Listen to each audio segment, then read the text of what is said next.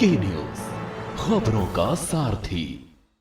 इस कार्यक्रम के प्रायोजक double engine detergent powder and cake, रिश्तों में लाए डबल चमक।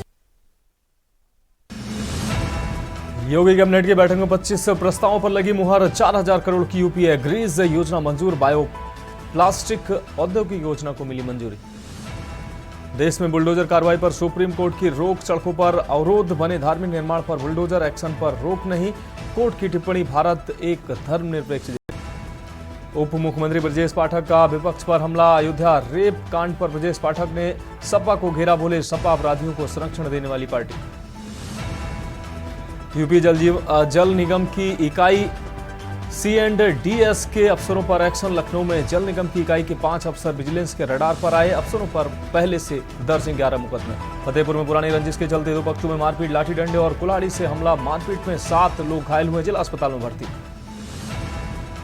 बेजान मुकाबले में जान फूंक कर भारत ने बांग्लादेश को रौंदा। 7 विकेट से टीम इंडिया ने जीता कानपुर टेस्ट। ग्रीन पार्क में भारतीय टीम ने रचा इतिहास। आप देख रहे हैं की न्यूज, खबरों का सारथी। नमस्कार, उत्तर प्रदेश की खबरों के साथ मैं हूं मनोज मानस और अहम खबर से बुलेटिन की शुरुआत करते हैं। लखनऊ से अहम खबर सामने आ रही है, जहां उप मुख्यमंत्री ब्रजेश पाठक ने बयान दिया है। सुप्रीम कोर्ट के निर्णय को स्वीकार करते हुए ब्रजेश पाठक ने कहा कि हम न्याय का सम्मान करते हैं। ब्रजेश पाठक ने सुप्रीम कोर्ट के आदेश का पालन करना होगा, ये उन्होंने कहा। अयोध्या रेप कांड पर ब्रजेश पाठक ने सपा को घेरते हुए कहा कि सपा अपराधियों को संरक्षण देने के लिए जानी जाती है। प्रदेश में होने वाली घटनाओं के पीछे सपा के नेता सपा के अपराधियों को उन्होंने जिम्मेदार बताया। साथ ही उन्होंने कहा कि सपा अपराधियों को ही संरक्षण देने वाली पार्टी है।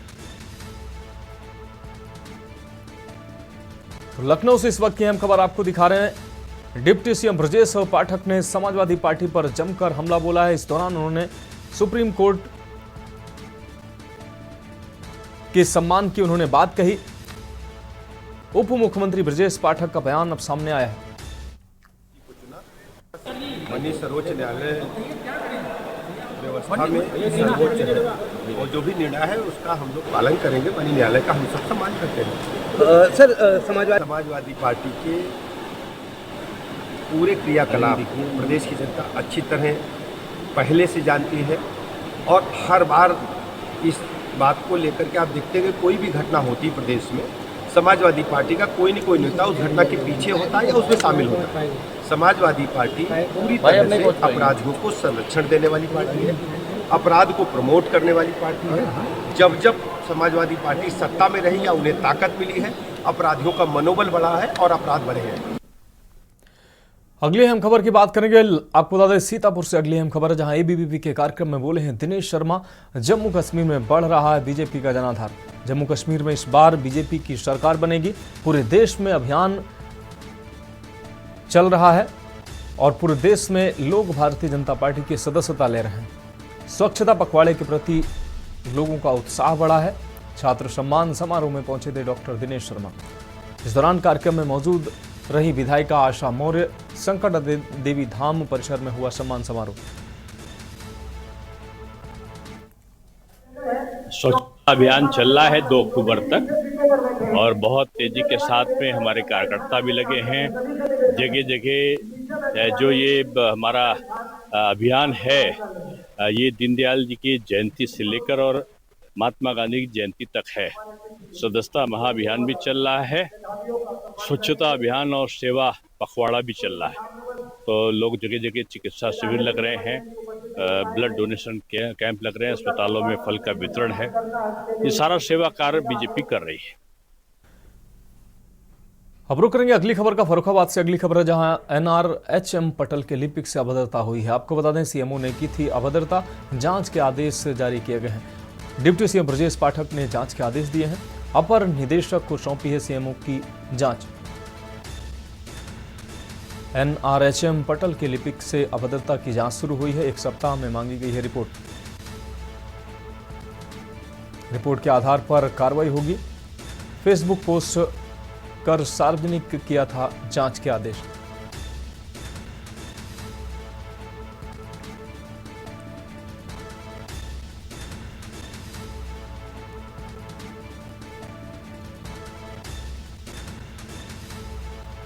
डिप्टी सीएम ने जांच के आदेश दिए हैं। फेसबुक पोस्ट को सार्वजनिक कर जांच के आदेश दिए हैं।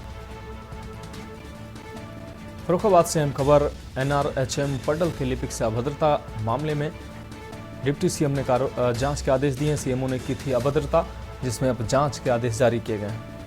आपको बता दें, डिप्टी सीएम ब्रजेश पाठक ने जांच के आदेश दिए हैं। अपर निदेशक को सौंपी है सीएमओ की जांच।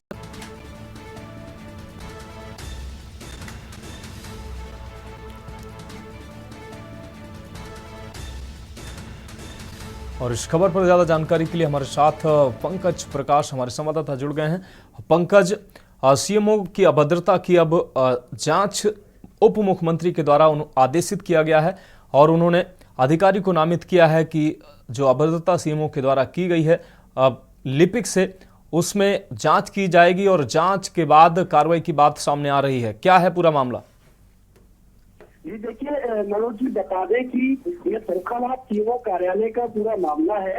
यहाँ पर NHM पटक पर तैनात है जो लिपिक है राकेश चंद्रा, उनके द्वारा शिकायत की गई थी और शिकायत को डिप्टी सीएम ब्रजेश पाठक जी संज्ञान लेते हुए इस पूरे मामले पर शिकायत का निस्तारण के लिए, मामले की जांच के लिए मंडलीय अधिकारियों को आदेश किया है। इसमें सीएमओ जो फर्रुखाबाद के हैं उनके ऊपर जो लिपिक है उसमें काफी गंभीर आरोप लगाए हैं कि वो उन्होंने उनके साथ अभद्रता की है। तो पूरा मामले को लेकर जांच के आदेश दिए गए। आपको बता दें, बीते 25 सितंबर की ये घटना है जब लिपिक राकेश चंद्रा ने सीएमओ से विवाद के आरोप लगाए हैं। निश्चित रूप से पंकज प्रकाश, इस तमाम जानकारी के लिए आपका बहुत शुक्रिया। तो आपको बता दें, डिप्टी सीएम ब्रजेश पाठक ने अब इस मामले का संज्ञान लिया और जांच के आदेश अधिकारियों को दिए हैं। अपर निदेशक को अब जांच सौंपी है सीएमओ की संबंधित जांच को। यहां रुकते हैं कि ब्रेक के लिए जल्द हाजिर होंगे। खबरों का सारथी। ब्रेक के बाद एक बार फिर से खबरों में आपका स्वागत है। रुक करेंगे अगली खबर का अमरोहा से। अगली खबर जहां पेड़ पलट का मिला युवक का शव, मृतक के परिजनों ने लगाया हत्या का आरोप। मृतक का गांव के ही दबंगों से हुआ था झगड़ा। इस दौरान मृतक के परिवार ने 4 लोगों पर हत्या का आरोप लगाया है। आपको बता दें, पुलिस ने झगड़े का चौकी पर बैठाकर समझौता भी कराया था। युवक की मौत से परिवार में कोहराम मच गया है। पुलिस ने शव को पोस्टमार्टम के लिए भेजा है। कोतवाली गजरौला क्षेत्र के गांव कुदैनी का यह पूरा मामला है।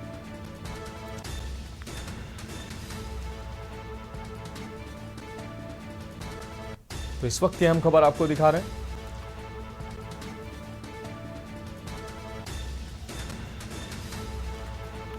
और शीरब चौधरी हमारे संवाददाता ज्यादा जानकारी के लिए हमारे साथ जुड़ गए हैं। शीरब, 4 लोगों पर हत्या का आरोप परिजनों के द्वारा लगाया गया है। क्या है ये पूरा मामला? पुलिस ने झगड़े का जब निपटारा करा दिया था बैठा के, उसके बाद ये हत्या का आरोप लगा है। क्या है पूरा मामला? बिल्कुल बता दें, अमरोहा जनपद के गजरौला थाना क्षेत्र कुदैनी गांव का मामला है, जहां पर एक युवक का जो आज शव मिला है। शव मिलने के बाद में क्षेत्र में हड़कंप मच गया था और परिवारों में जो है बहुत गम का माहौल छाया था।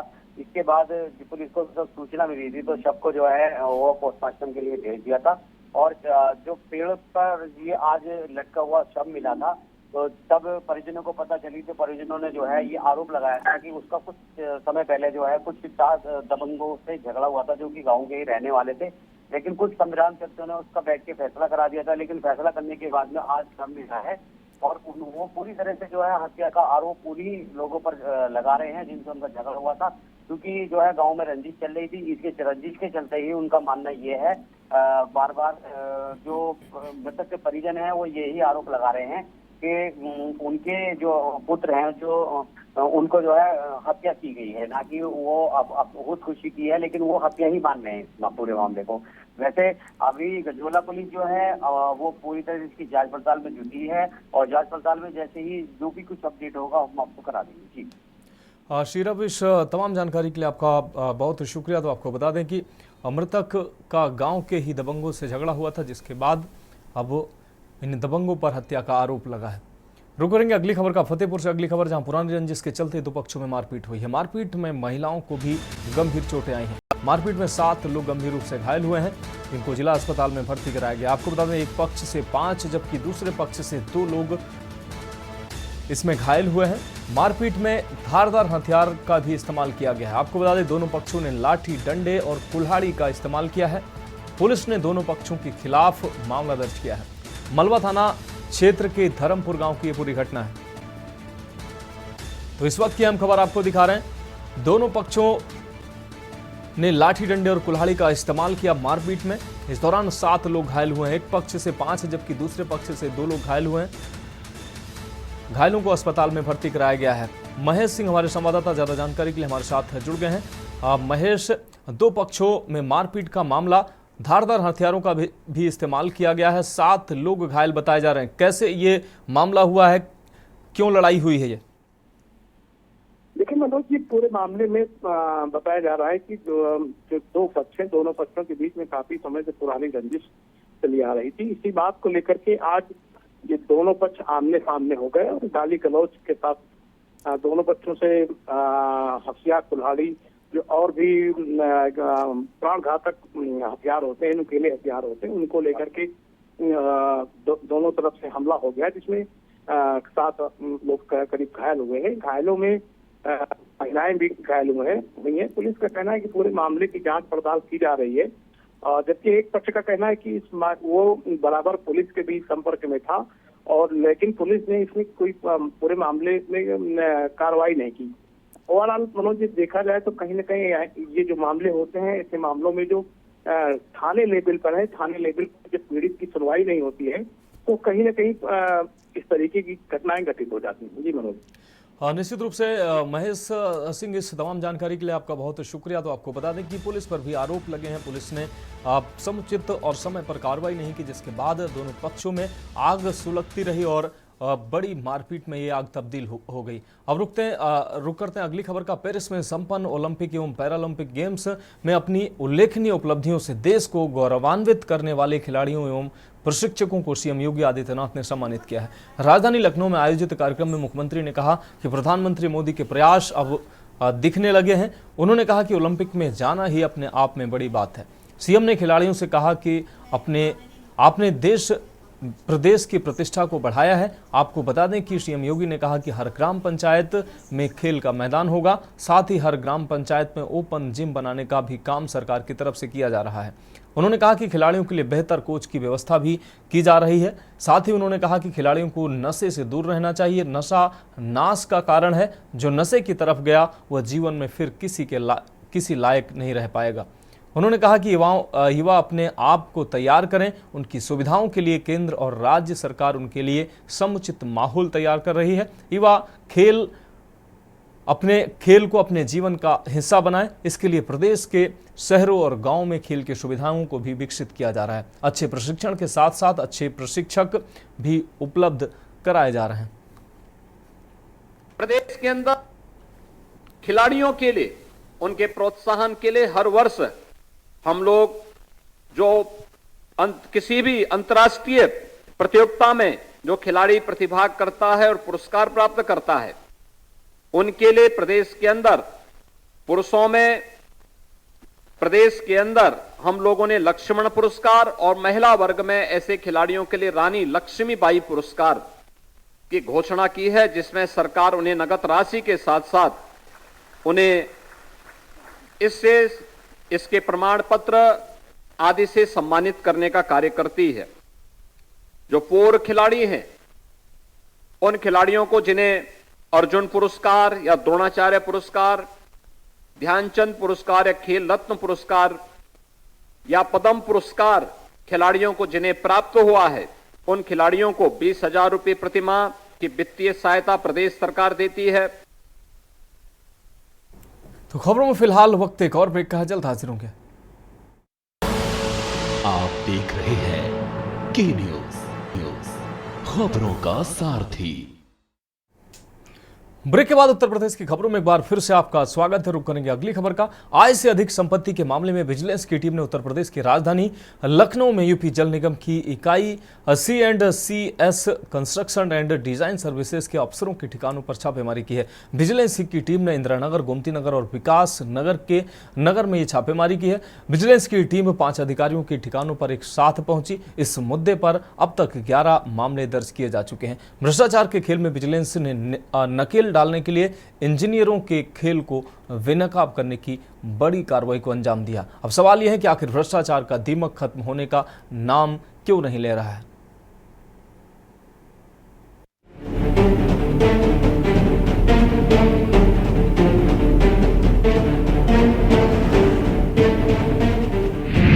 राजधानी लखनऊ में विजिलेंस की बड़ी छापेमारी। यूपी जल निगम की इकाई के ठिकानों पर बड़ी रेड। C&DS के अफसरों के ठिकानों पर छापेमारी। कंस्ट्रक्शन एंड डिजाइन सर्विसेज अफसरों का भ्रष्टाचार। आय से अधिक संपत्ति के मामले में हो रही छापेमारी।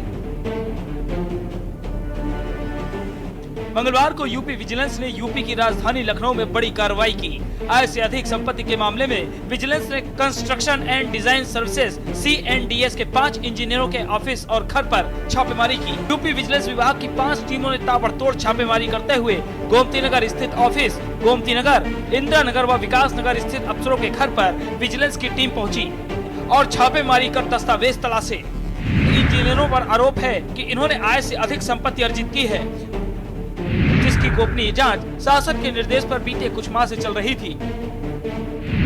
अब जांच पूरी होने के बाद विजिलेंस की अलग अलग टीम इन अफसरों के घर पर छापेमारी कर रही है। विजिलेंस की टीम जिन C&DS के इंजीनियर के ठिकाने पर छापेमारी कर रही है, उनमें सहायक अभियंता प्रोजेक्ट मैनेजर राघवेंद्र कुमार गुप्ता, अधीक्षण अभियंता सत्यवीर सिंह चौहान, अधीक्षण अभियंता अजय रस्तोगी, परियोजना प्रबंधक सहायक अभियंता कमल कुमार खरबंदा और सहायक अभियंता प्रोजेक्ट मैनेजर कृष्ण कुमार पटेल शामिल हैं। तलाशी में घर से कई अहम दस्तावेज बरामद हुए। उत्तर प्रदेश जल निगम की निकाय C&DS के 5 अफसर रह चुके अफसरों के खिलाफ आय से अधिक संपत्ति का मामला दर्ज हुआ था और आज सुबह से विजिलेंस की बड़ी छापेमारी लखनऊ के 5 अलग अलग इलाकों में उन सभी के ठिकानों पर चल रही है। इस वक्त हमारी मौजूदगी गोमती नगर के एल्डिको ग्रीन्स के अंदर है, जहां पर कमल कुमार खरबंदा जो प्रोजेक्ट मैनेजर रह चुके हैं C&DS में, उनके खिलाफ ये छापेमारी चल रही है। आय से अधिक संपत्ति से जुड़ा ये पूरा मामला है। साल 2019 से साल 2020 के बीच में विजिलेंस को एक बड़ी जांच दी गई थी, जिसमें इन सभी अफसरों के खिलाफ आय से अधिक संपत्ति के स्रोत मिले थे और उसी दरमियान जब विजिलेंस ने ये जांच पूरी की और उसी जांच में ये पाया गया कि जो 5 अफसर हैं जो लखनऊ के C&DS अफसर रह चुके हैं, जो वर्तमान में रिटायर हो चुके हैं, इन सभी के खिलाफ विजिलेंस को स्रोत मिले थे। हालांकि विजिलेंस के अफसर इस बारे में अभी कुछ नहीं बता रहे। विजिलेंस टीम की कार्रवाई से हड़कंप की स्थिति है। हाल फिलहाल की ये सबसे बड़ी कार्रवाई मानी जा रही है, क्योंकि अभी तक विजिलेंस की जांच जारी है। कंस्ट्रक्शन एंड डिजाइन सर्विसेज अफसरों के भ्रष्टाचार ने जल निगम की साख पर बट्टा लगा दिया है। विजिलेंस अब तक C&DS में अफसरों के खिलाफ आय से अधिक संपत्ति के मामले में 11 FIR दर्ज कर चुकी है। जांच अभी जारी है। ऐसे में अफसरों के भ्रष्टाचार का खोदा हुआ कुआं कितना गहरा है, इसकी थाह मिलनी अभी बाकी है। कि इन सभी के पास जो आय है वो संपत्ति जो है जो स्रोत से ज्यादा है और इसीलिए विजिलेंस से इस पूरे मामले में 12 FIR साल 2024 में दर्ज की थी और ये छापेमारी कमल कुमार खरबंदा के अलावा राघवेंद्र कुमार गुप्ता जो सहायक अभियंता और प्रोजेक्ट मैनेजर रह चुके हैं, सतवीर सिंह और अजय रस्तोगी जो अधीक्षण अभियंता रह चुके हैं, इसके अलावा एक और अधिकारी कृष्ण कुमार पटेल जो सहायक अभियंता और प्रोजेक्ट मैनेजर रह चुके हैं। इन सभी के इलाकों पे इंदिरा नगर, गोमती नगर और विकास नगर, इन सभी के इलाकों में सुबह सुबह आज विजिलेंस की बड़ी टीम पहुंची है। सिक्योरिटी के सुरक्षा के लिहाजे से पुलिस टीम भी इनके साथ मौजूद है और इन सभी के घरों पर जो रिटायर अफसर हो चुके हैं, इन सभी के खिलाफ जो आय से अधिक संपत्ति का जो स्रोत है उनको तलाशने के लिए विजिलेंस के बड़े अफसर छापेमारी कर रहे हैं। ये तलाशने की कोशिश कर रहे हैं कि आखिरकार इनके पास जो अधिक संपत्तियां हैं इनकी सर्विसेज के दौरान, वो आखिरकार किस तरीके से हैं और कितनी ज्यादा संपत्तियां हैं, इस बारे में पता लगाया जा रहा है। हालांकि विजिलेंस के अफसरों का कहना है कि छापेमारी कितनी लंबी और कितनी दूर तक जाएगी इस बारे में पता नहीं है, लेकिन जैसे ही छापेमारी खत्म की जाएगी और जो इनके ठिकानों से जो भी स्रोत मिलेंगे इनके आय से संबंधित जुड़े हुए, उन सभी पर विजिलेंस के अधिकारी कार्रवाई करेंगे। तो अभी लखनऊ के विकास नगर, गोमती नगर और इंदिरा नगर इलाकों में सभी रिटायर रह चुके अफसरों के खिलाफ और उनके घरों पे विजिलेंस की ये छापेमारी कार्रवाई चल रही है। वीडियो जर्नलिस्ट रमेश वर्मा के साथ शिवा शर्मा, के न्यूज लखनऊ। अब रुक करेंगे अगली अहम खबर का। उत्तर प्रदेश के बहराइच में मूर्तिकार देवी दुर्गा की मूर्तियों को अंतिम रूप देने में जोर शोर से जुटे हैं। त्योहारों के दौरान मेहनत से मूर्तियां तराशने वालों में चांद बाबू भी शामिल हैं। 5 वक्त के नमाजी चांद बाबू का कहना है कि उन्हें हिंदू त्योहारों में सार्थक योगदान देने में आनंद आता है। ये रिपोर्ट देखिए। उत्तर प्रदेश के बहराइच में देवी दुर्गा की मूर्तियों को अंतिम रूप देने में जोर शोर से जुटे हैं। त्योहारों के दौरान मेहनत से मूर्तियां तराशने वालों में चांद बाबू भी हैं। 5 वक्त के नमाजी चांद बाबू का कहना है कि उन्हें हिंदू त्योहारों में सार्थक योगदान देने में आनंद आता है। बहुत ज्यादा अच्छा लग रहा है मूर्ति बनाने में, और यहाँ पे छोटी सी गणेश जी हम भी बना के रखते हैं श्री पंचायती मंदिर में। बहुत अच्छा लग रहा है। और जी 7 सालों से नमाज भी पढ़ते हैं। जी नमाज भी पढ़ते हैं और आरती में भी शामिल होते हैं, हवन भी कराते हैं साथ में। कोई दिक्कत नहीं, किसी को कोई एतराज नहीं होता। कई मूर्तिकार 1 दशक से ज्यादा समय से मूर्तियां बना रहे हैं। वे बताते हैं कि दूसरे सामानों से बनी मूर्तियों के मुकाबले मिट्टी से बनी मूर्तियों की ज्यादा मांग है। हमारे यहाँ तो फिलहाल के लिए अष्टभुजा की ही होती है दुर्गा जी की, हाँ, और मिट्टी की ही मूर्ति बनती है यहाँ पे ज्यादातर। किस तरह की मूर्तियों की मांग है? मिट्टी की मूर्ति ज्यादा मांग होती है और उससे विसर्जन करने में आराम रहता है कि आदमी गल जाए, नदी में डाला जाए। तो ये मूर्ति बना रहे हैं जी। कितने साल से बनाते थे? 15 साल से। किस तरह की मूर्ति की ज्यादा मांग है? ये शेर वाली 5 शेर है जिसमें। कई लोग अपने पसंदीदा मूर्तिकारों से ही मूर्तियां खरीदते हैं। दुर्गा पूजा आने में कुछ ही दिन बचे हैं। खरीदारों का कहना है कि वे पूरे उत्साह के साथ मूर्तियां ले जाने का इंतजार कर रहे हैं। हर वर्ष की भांति इस वर्ष भी मां भगवती की प्रतिमा की स्थापना कराई जाएगी। 9 दिन माता जी का पूजा किया जाएगा और हमारे यहाँ मोहल्ले में हर साल माता जी की पूजा होती है। हम लोग यहाँ कम से कम 11 साल से मूर्ति ले रहे हैं। अच्छी मूर्ति मिलती है, रेट भी सही लगाते हैं और वजन भी इनका हल्का रहता है। छोटी मूर्ति बड़ी मूर्ति दोनों बनाते हैं, हम लोग छोटी मूर्ति ही रखते हैं। इस साल नवरात्रि 3 अक्टूबर और दुर्गा पूजा 9 अक्टूबर से शुरू है। अब बढ़ेंगे अगली खबर की ओर। खबर अयोध्या से है, जहां श्री राम जन्मभूमि तीर्थ क्षेत्र के अध्यक्ष और मणिराम दास छावनी के महंत पूज्य नृत्य गोपाल दास जी के स्वास्थ्य में पहले की अपेक्षा सुधार है। वो पिछले 5 दिन से मणिराम दास छावनी अयोध्या में ही रहकर स्वास्थ्य लाभ प्राप्त कर रहे हैं। कतिपय सोशल मीडिया प्लेटफॉर्म पर उनके स्वास्थ्य को लेकर किए गए दावों पर मीडिया प्रभारी शरद शर्मा ने स्वास्थ्य में सुधार का दावा किया। उन्होंने शिष्यों से भ्रामक खबर पर ध्यान न देने की अपील भी की है। थोड़ा हाथ उठा दीजिए।